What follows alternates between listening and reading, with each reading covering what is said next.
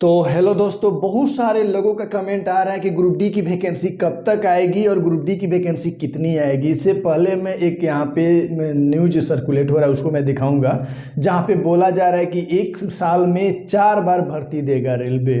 और जो भी भर्ती आई है, लगभग जो भी भर्ती आनी थी आ गई है। और टोटल जो भर्ती आई है, जैसे आपने देखा लोको पायलट टेक्नीशियन, आपका एनटीपीसी का आया, जेई का आया, आरपीएफ का आया, सभी वैकेंसी को मिला करके अप्रॉक्स 61 या 65,000 टोटल 65,000 लगभग वैकेंसी आ चुकी है। ठीक है, तो उसी को रेलवे बता रहा है कितनी वैकेंसी आ गई है एक साल में 4 बार।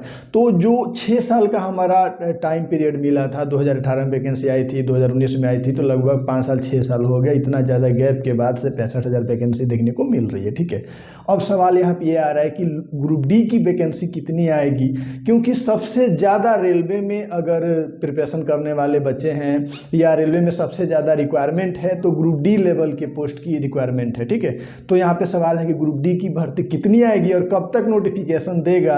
रेलवे बोला था कि आपको अक्टूबर में, सितंबर में आपको जो भी नोटिफिकेशन है देखने को मिलेगा। ठीक है, हो सकता है कि अभी जो भी वैकेंसी आई है वो पेंडिंग चल रहा है, जिसका एग्ज़ाम होना चाहिए एएलपी का, अभी तक नोटिफिकेशन नहीं दिया, लेकिन नोटिफिकेशन दे देगा। एएलपी का शेड्यूल जल्द से जल्द जारी कर दिया जाएगा।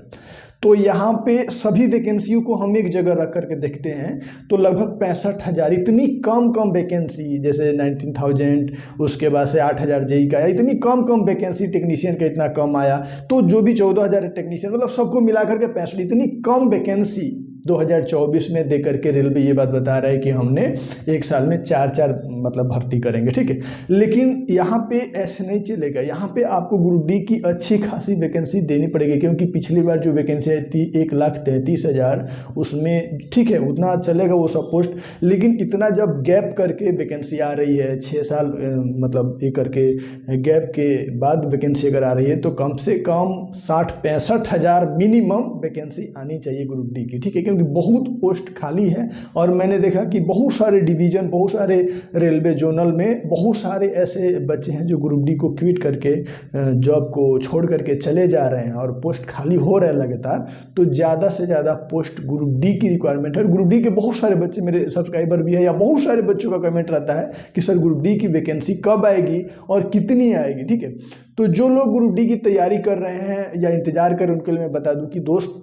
फोकस कीजिए। ठीक है, बात ज़्यादा फोकस कीजिए और अच्छे से तैयारी कीजिए। इस बार वैकेंसी जो भी आएगी, मेरे हिसाब से जो मेरा एक प्रेडिक्शन है, या सरकार को देना चाहिए कम से कम 60,000-65,000 वैकेंसी मिनिमम। देखो 1 लाख आए, 1.25 लाख आए तो और अच्छी बात है, बहुत खुशी की बात है कि सरकार फिर से 1.25 लाख या 1 लाख वैकेंसी दे, लेकिन मिनिमम। अब ऐसा नहीं कि एनटीपीसी का इतना कम वैकेंसी आया, लोको पायलट का बहुत कम आया, टेक्नीशियन का बहुत कम आया, इतना कम वैकेंसी देते देते ग्रुप डी की भी वैकेंसी कम दी जाए, ऐसा नहीं होना चाहिए। ग्रुप डी की अच्छी खासी वैकेंसी देनी चाहिए, और ना अच्छी खासी तो कम से कम 65,000 या 50+ ही वैकेंसी आनी चाहिए। ठीक है, तो मेरे हिसाब से बहुत सारे बच्चों का सवाल था, बहुत सारे बच्चे डिमोटिवेट होकर के पूछ रहे थे कि सर इतनी कम बाकी पोस्ट की जो वैकेंसी आई है, तो क्या ग्रुप डी की भी वैकेंसी कम आएगी। ये चीज़ें ज़रूरी नहीं है कि आप एक साल में 4 भर्ती कराओ।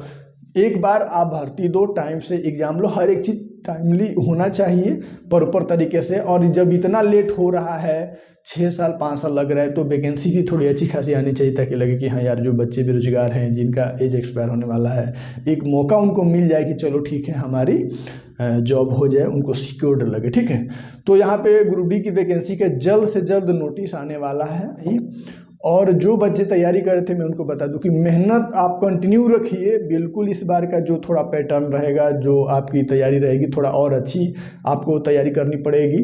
बहुत सारे मेरे सब्सक्राइबर या बहुत सारे लोग हैं जो ग्रुप डी को ही लेकर के इंतज़ार कर रहे हैं, बहुत बेसब्री से उनका इंतज़ार है कि भाई जल्द से जल्द ग्रुप डी आ जाए। ठीक है, तो ये है कि भाई ग्रुप डी की वैकेंसी आनी चाहिए। इसके बीच में जो भी नोटिफिकेशन आता है मैं आपको अपडेट करते रहूँगा, लेकिन तैयारी पे फोकस कीजिए। जो बच्चे जॉब लेने वाले हैं वो सीरियस होकर के, चाहे वो एएलपी का एग्ज़ाम हो, टेक्नीशियन का एग्ज़ाम हो, या एनटीपीसी हो, या आरपीएफ जेई जो भी हो, मेहनत कर रहे हैं, फोकस कर रहे हैं स्टडी पे, वो भटक नहीं रहे हैं। बाकी जो बच्चे अंदर से हबड़ा जाते हैं, मतलब न छलबलाने वाला मछली वाला काम करने लगते हैं कि अरे यार भर दिया, कब एग्ज़ाम होगा, क्या करूँ, क्या पढ़ूँ, कहाँ के कोर्स करूँ, कहाँ से मैं ये कर लूँ, मतलब बहुत सारी चीज़ें वो एकदम मतलब ही हो जाते हैं, हड़बड़ा जाते हैं, उनका कुछ नहीं हो पाता। पढ़ने वाले बच्चे इत्मीनान से मेहनत कर रहे हैं और चीज़ों को समझ रहे हैं और एक एक टॉपिक को, एक एक चीज़ों को समझ करके आगे बढ़ रहे हैं। मैं कंटिन्यू आपको अब प्रॉपर गाइडेंस देने वाला हूँ, प्रॉपर चीज़ों को समझाने वाला हूँ और आपको